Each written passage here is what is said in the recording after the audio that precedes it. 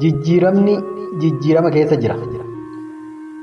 Ka'umsa kee jijjiiruu dhiisuu dandeessa, garuu jireenya kee fuulduraa jijjiiruu ni dandeessa.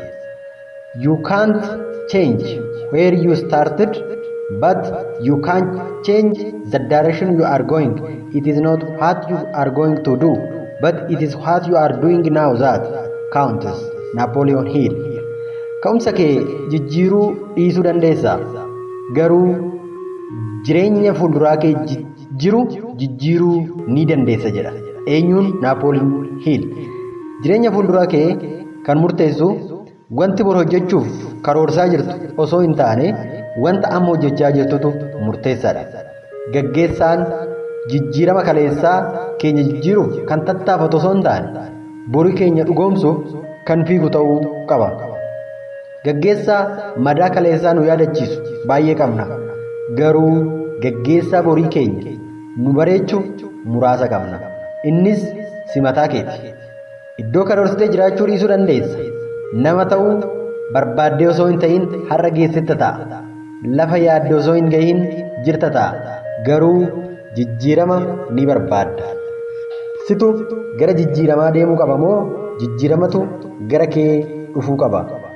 Karoora jijjiiramaa gara keetti fiduu qabda moo karoora siin fuudhee gara jijjiiramaatti geessu qabda? Gaddi kees gammachuun kees galma kee hin murteessan. Gaddi kee dhuma jireenya kee ta'uu hin danda'u. Gammachuunis dhuma jireenya kee hin murteessu. Kaayyoon ati jijjiiramaa boruuf hojjettu garuu eenyummaa keetiif murteessaadha. Yaa gaggeessaa hangam geessa jechuun deebiin isaa hanguma jijjiirama barbaadduu geessa.